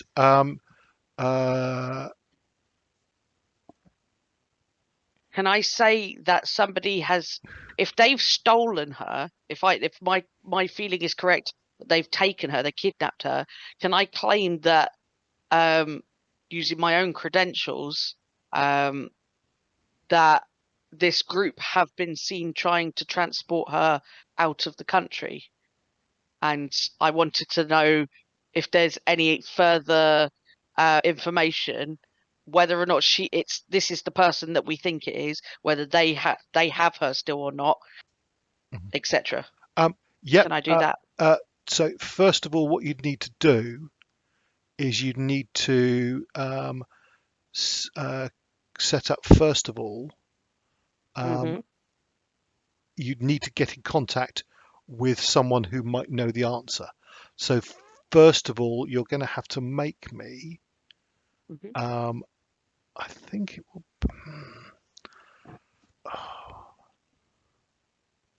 I think it'll be a bureaucracy check, or someone will need to make a bureaucracy check to find that. But can I cut away from you while you're doing that? While you're working that out? Yeah. You want me to just roll bureaucracy now? No, yeah, go on. Actually, yeah, roll bureaucracy. Any modifiers or no?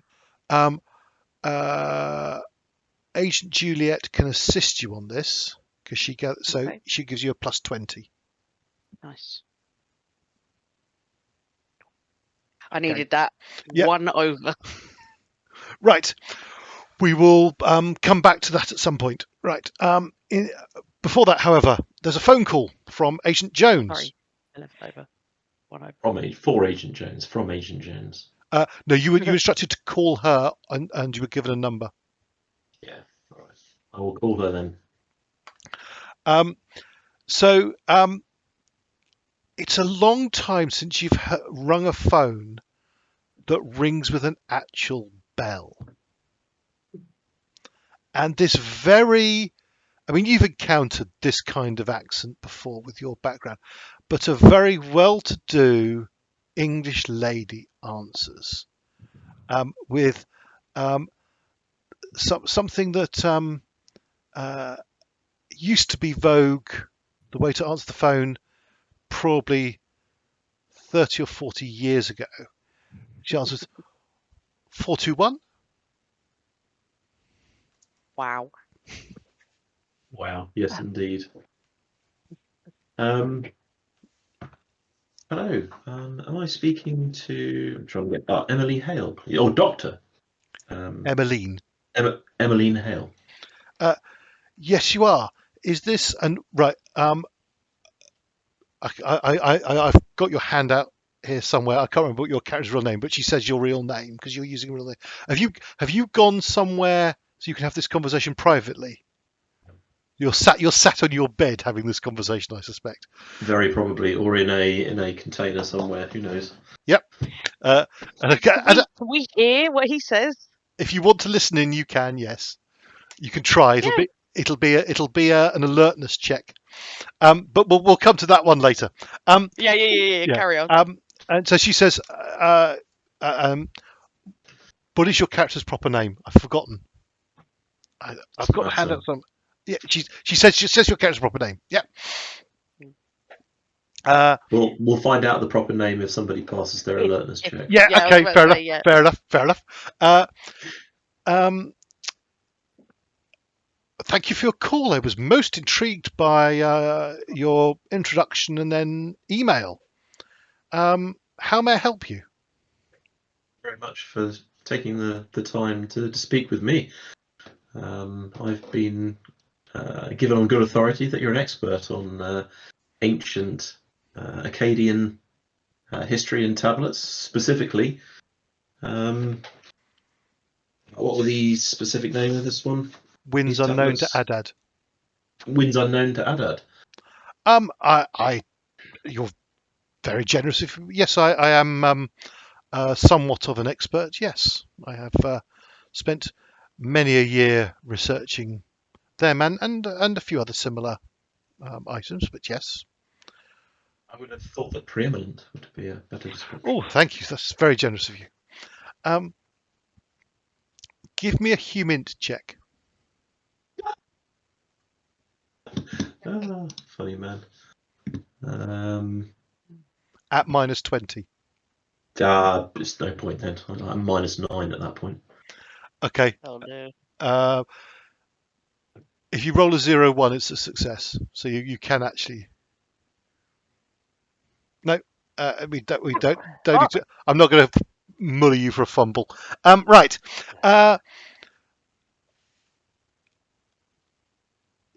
You're very generous, she says. What do you wish to know? Well, I'm in the process of investigating several collections, and I come across this particular set of tablets, and I was just wondering if you could give me a little bit more information about them, how common they are. I seem to have a partial set. Has any work been done to collate missing pieces, collate the missing pieces from missing sets? I mean, how many collections there are around the world of these? Is it common, uncommon? Just generally. This is a most intriguing question because I am only aware of 2 partial sets. One in the British Museum, which is the one that you have been generous enough as describing as a preeminent expert on. And the other is or was in the Baghdad, the Iraqi Museum in Baghdad. Sorry, the Iraq Museum in Baghdad for its correct title. She said that was the first one. What was the second one? So, Did you say British Museum? One in the British Museum, Oh. which she is the preeminent expert. Yes, right, got it. Yeah. And then a second that was in the Iraq Museum, but this was when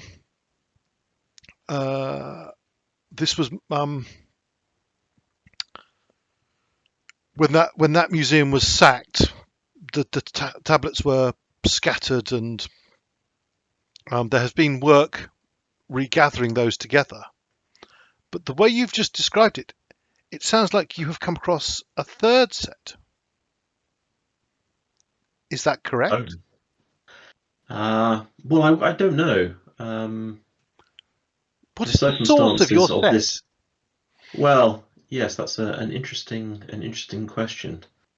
Would the ones from the Iraqi Museum in Baghdad be marked in any such way? Well, I know that many of them are quite damaged and received further damage, and a number of them have been regathered. They were marked, they were tagged, but I think a lot of the tags have been removed. I know that efforts have been ongoing by. Oh, sorry. Pause a sec, Andy. Question: what accent does Agent Jones have? Do you have an American accent, or? Yes. Yes. And do you have and when you've given your bona fides, did you put down? Did you put down as Oxford University, or did you put down somewhere in the States? Was it Oxford? I probably put down all the qualifications, so both. Okay. So she says so that would have been Arizona State. Arizona State. Okay. She says yes. So about 10,000 of the 15,000 missing items have been recovered by organisations such as your own FBI and UNESCO and various other organisations. And efforts are still ongoing to collate all of those tablets, and I am led to believe by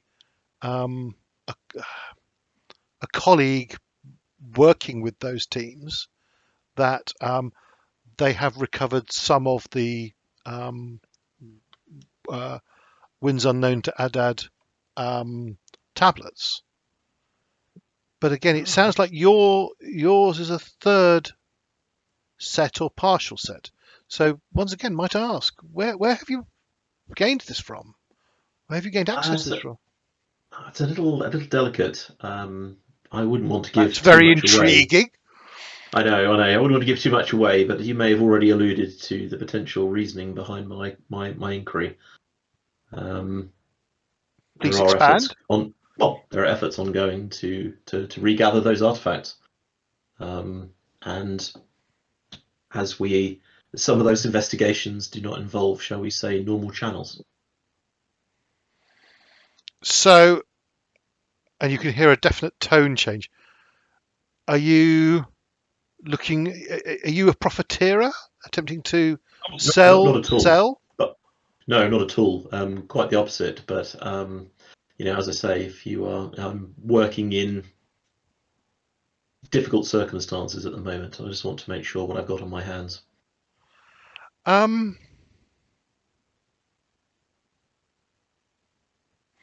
Shall we say some of these objects have made their way onto the black market for antiquities? Then I would encourage you to contact the relevant authorities, and I can provide you with detailed contact names should you wish. Yeah, that would be excellent. Thank you. I shall have to look them up, and I shall email them you. I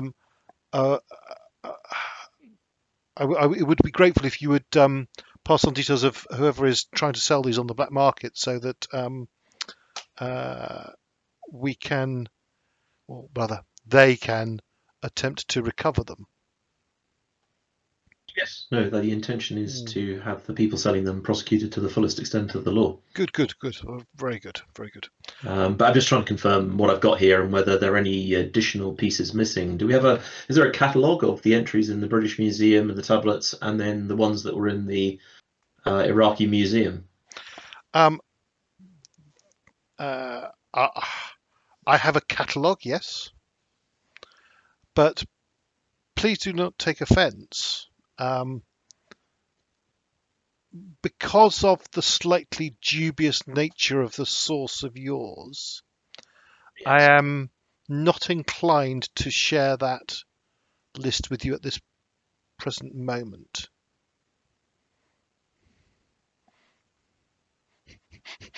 Agent Indiana Jones. Sorry.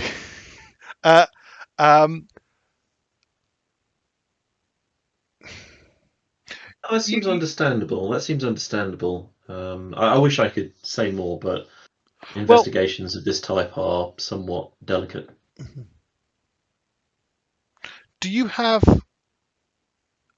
a list or even photographs of the tablets that you have? We certainly made a digital archive of the tablets, very good. For certain. And are you based in Arizona or Oxford at the present moment? Neither. I'm currently working for the US government. Okay.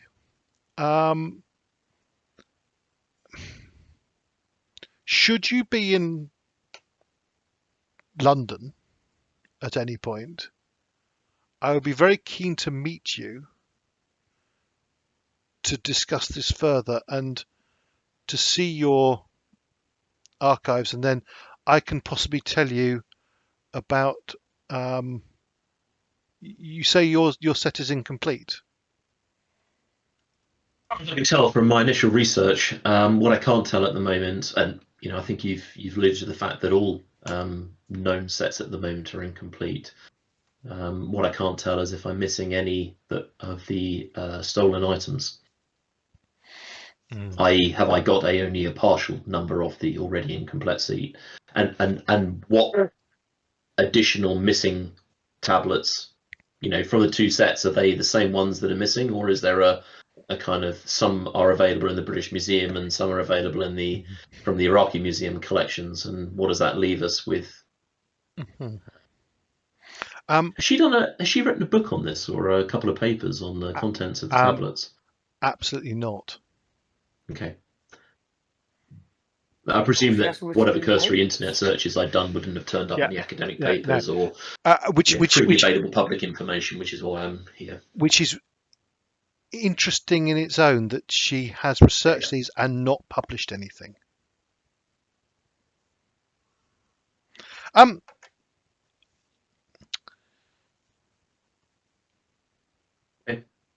Is there any chance of you being in London any point soon? Is there any chance of me being in London anytime soon? Was that a question for Andy? Yeah. Depends on this mission. I mean, if it was less than a day trip away. Yeah, I mean, you could do it. You could organise getting to the UK to go and meet her if you deemed it important enough. There's nothing to force you to stay in Iraq. No, I just don't feel this line of inquiry is necessarily going anywhere useful. She's being cagey, and I have to be cagey by nature. I'm not going to, I suppose if she was willing to give digital photographs of the missing tablets from the Iraqi collection, if she had them, then I think that would be somewhat useful. Have I got any indication from the research that I've done so far about the missing pieces, how important that information is? Too early. All right. Well, it was very interesting speaking with you. I'm still at the very early stages of cataloguing what we've found here. Please stay in contact, and I'll also send you the contact, the contact information for the various authorities to who to report this to, this black market to. But if you're already working for the US government, then I imagine that you already may well be involved. It's very interesting. I would like to know more. You have me intrigued. So would I. Yes, so would I. It seems to be one of those interesting archaeological conundrums, and I don't like not knowing the missing pieces. Well, I mean, should you come to London, I could offer you a nice cup of tea somewhere and a wander around the British Museum and show you the into the back and where the tablets are stored. Might not be saying a quick flash over the head and then taken to some dark recesses of whatever organisation she works for. Either she's flirting with you or this is a threat. Oh no! This is a kidnapping attempt, isn't it? She wants me to This is a kidnapping. send her flunkies in to take me out. No, that'd be fantastic. Thank you. I don't know when my work will allow me to make my way there, but I will certainly make a request to do so at the earliest convenience. Well, please do send me what information you are prepared to divulge on the tablets you have, and I will be very happy to respond in kind with information where I can. But I think it would be best, if possible, if we could meet face to face.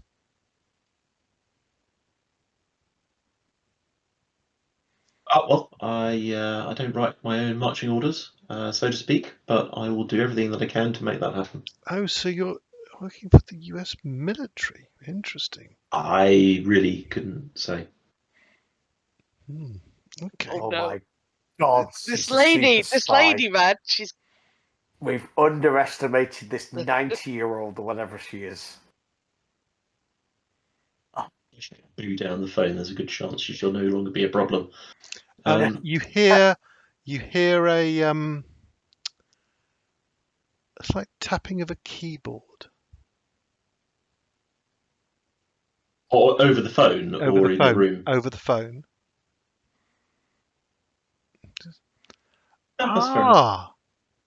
US military employed archaeologist. I see.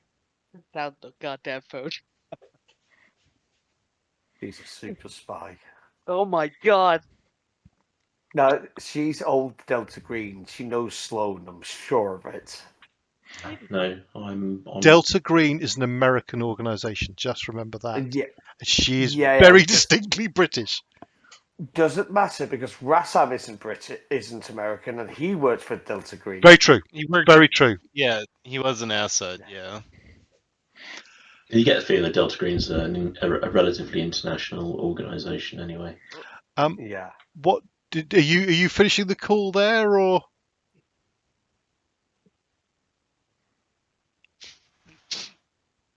Yeah, Just I think- hangs up I think- apropos of nothing. Yeah, I think that's fine. We certainly have a conversation with the other agents to determine whether this is something that we want to follow up on or not. Are you just putting the phone down, or are you finishing the call politely? Oh no! Look, no. Yeah, again, She's appreciate just the time sort of told you basically your name and job title. yeah, well, that's fine. I mean, that's presumably Yeah, I mean that's relatively open information. I would guess it's the type of thing that if somebody had a kind of job posting or a resume or a CV on the internet, that would be a list. Any sort of old references. I don't suppose that's a particular issue. You have been told explicitly that she is technophobic. That's why she doesn't do the emails and everything. And is this actually the person that you need to be speaking? Is this actually Emelina What's her face, or is this intercepted? Could be. But there's nothing we can do about that at the moment. So, No, sure. Yeah. So you well, finish. thank you for your time. If you do change your mind and could send me whatever information you have about the indexes regarding what was as part of the Iraqi Museum collection, then I would be grateful for that information. But otherwise, I hope to see you soon at some point in London. Thank you. Please do look me up, and please stay in touch. Will Thank do. you so much. That was a very interesting call. I hope to have further. Goodbye for now. Goodbye. Goodbye Bye-bye. for now. Thank you. Goodbye. I did that as a whisper, by the way, Andy.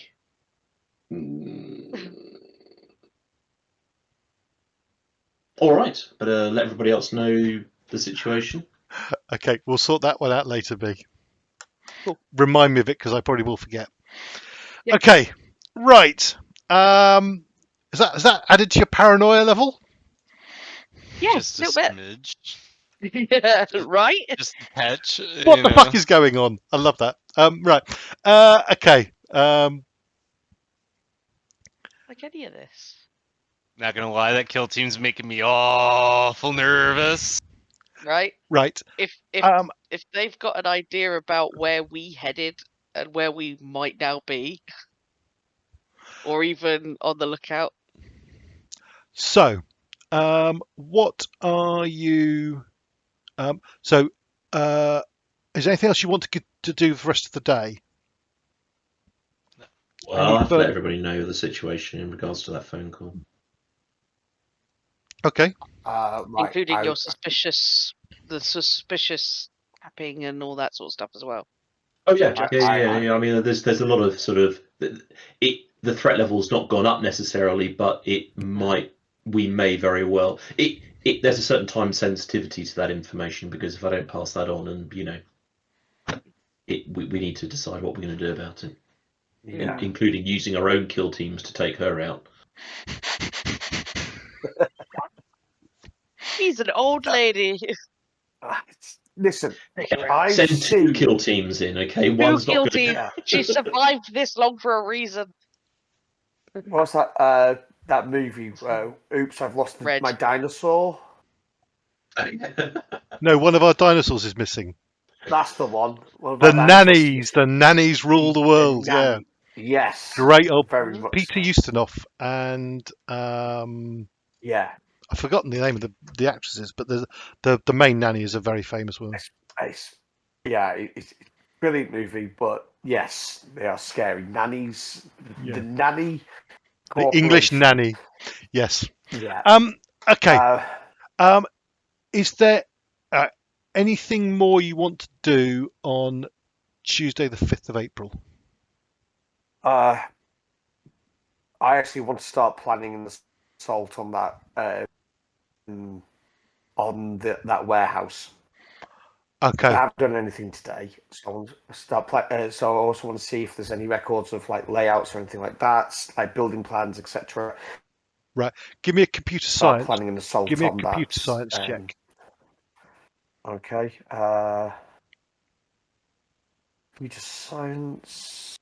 I've got 60 in it. You still want me to test?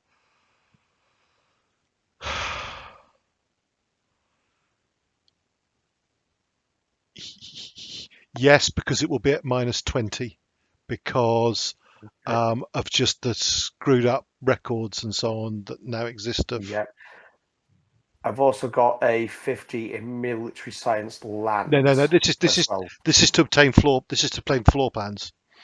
Your military science 50. Right. Okay. So you spend a bit of time working away and hacking into various Iraqi government databases and so on, and eventually you get the floor plans of the building. The one instant thing that you can then do automatically with your military science, it is a problem to assault. It's a big place with lots of entrances, and you would need a considerably larger team to have any hope of assaulting it. Okay. But the building is. I mean, it's just if you look again at the building. Where's it gone? Yeah. I mean, it's huge. Yeah, I mean it's all three. Those three. It looks like 3 buildings connected together. They are. It's a warehouse that's been built for a shipping and construction company. Yeah. And it's Okay. it's storing vast amounts. It was originally storing vast amounts of building materials. Okay. So I'll make sure that people are aware that it's assaulting that warehouse isn't an option. It would have to be taking that team on the road. Okay. Or a complete stealth and just hope that it doesn't go loud. Mm-hmm. Okay. Just before we need to finish the session soon because we're a little bit past time, but late afternoon, Agent Sandman returns with the document from the document, all caps. Yes, the document, which is this. Is it in another briefcase with a thermite charge on it? He does have. We're starting to have. He does have a secure briefcase attached to his arm, but it doesn't have a thermite charge. Oh, I was about to say we're building out like the full fall collection for thermite charge implanted suitcases. Jesus, what is this? Oh, wonderful. From the Office of the Director of shit. Intelligence. Yeah. Carry on reading, but read it out. Okay, for limited internal dissemination, degree blank eyes only, also known as SD-8 GRU SV-8, 8th branch unit, blah, blah, blah, blah, blah, blah. Is that some Cyrillic lettering there? Yes. Yeah. Yeah. Okay. So the Chief Intelligence Directorate, Special Department 8. You don't need to try and. Giovanni? That's the Russian. That's it in Russian. Bit in the Russian, yep.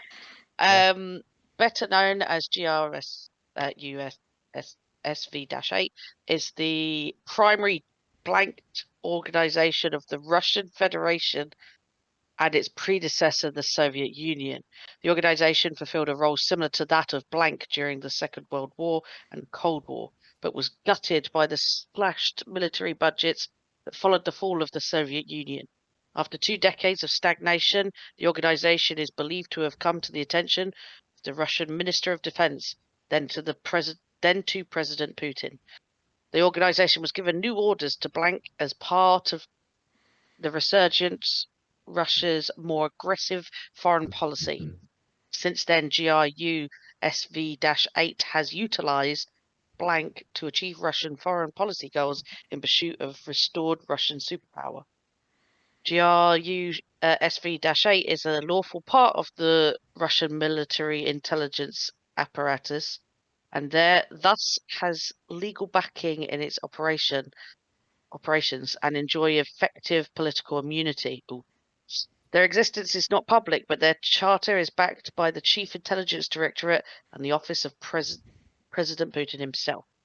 SV-8 is known to make use of psychological techniques, blank, blank, and blank chemical compounds in their fieldwork. They are known to be aware of the existence of blank, and whilst the limited collaboration has occurred in the past, the group is considered a hostile organization whose objective runs counter to the goals of the United States of America and the Security Studies Group. The size of SV-8 is unknown. Their blank capabilities are unknown. Their institutional resources are unknown. Interactions with SV-8 must be reported to the Director of Operations. I mean, we've basically done that by proxy. Yeah, but you have right. So, Sandman will Gwen is presumably sent along to the Director of Operations. That yeah. So Sandman said so. Effectively, We've done the last part because we reported to Gwyn. Anything Gwyn says, any further information or interactions with them, please update him as soon as possible afterwards. So there's no limit on our interactions with them. They're not saying we shouldn't. They are regarded as a hostile organisation. From what Gwyn said, cooperation has occurred at points in the past. But the way Gwyn said that was something he's been told, not that he's experienced. And the last thing. This is obviously So go for it. Go on. Just what do we have in the way of strike assets? Has that come to that in a minute? Right. So the last thing that Sandman says is, notice at the top the date. This was actually written nearly 3 years ago. So yeah, this is. Oh no. They're clearly. No. Sorry. Hello. Sorry. I think Tom's crashing. I think Tom crashing. So he kept freezing on me. Okay, right, yeah. So this document was written nearly 3 years ago. So I asked Gwyn if there was an updated version, and he just said no. So I think interactions are rare as well, and he looked. He said to me he looked at the video, and he may be wrong, but he didn't want to take a risk. He's working on the assumption that they are a GRU SV-8 team, as he called them, not some other random group of Russian-trained troops. Okay. We're basically saying sort of like the occult people from Second World War that the Nazis had. Yeah, I mean, what Gwyn said to me verbally is essentially this is regarded as the Russian version of Delta Green, that they work in a very different way. We are a hidden organization within the US government. This is an official branch of the Russian government. Which means they have official backing. And from the implications within the document, the document implies that they actually engage with supernatural phenomena as an attempt to gain tools to improve the standing of their state where we kind of follow the SCP protocol of secure, contain, protect most of the time. Yeah. Exactly. Yeah. Okay. Just to answer your question about strike assets, I mean, there are NATO air operations ongoing. You have through the capability to request, whether it be granted or not is a different matter, but you have the capability to request pretty well anything that's available in theatre. Okay, my immediate paranoia thought is, can we get the Air Force to put warheads on foreheads on that warehouse? Oh, I wasn't even gonna go call the Air Force. I was just gonna have them drop a cruise missile from a ship out in the Gulf. Yeah, if we can designate that as, Right, as well, a primary and we target. But I was gonna wait to do that until we had a reason to hit them with a cruise missile. We know where their base is ostensibly right now. so much paperwork, let alone innocent lives. Right. Well, Yeah. I think that's a good point to leave this, and then you could discuss much that paperwork. once Chris and Marc are back next session. But that was a very nice little bit at the end there. Right. Okay. I love the way your thought process is going. Right. Okay. So let's leave it there for this session. Thank you to everyone watching. I hope you enjoyed that. I'm certainly having a lot of fun. I hope my players are as well. Yeah. I mean, everything from discussing hitting Russian opposing forces with cruise missiles to creepy old ladies who appear to be cleverer than you expected. I love it when so is it just me, or is the creepiest thing you've come across an old lady so It's the far? old lady. Yes, Yeah. yes, Yeah. 100%. Yeah. Without a doubt. No. Yeah. The lady is creepier than the claw thing that popped out of the jar. Yes. Yeah. Okay. We Right. didn't even see what that was. Yeah. Right. Well, that's Okay. why it wasn't as terrifying. Right. Anyway, thanks a lot. There will be another another episode in a couple of weeks' time. Thanks so much. Yep. Thank you. Bye Bye, bye. folks. Bye. Bye-bye. Peace. And I've lost the mouse key. There we are. Thanks. Bye bye.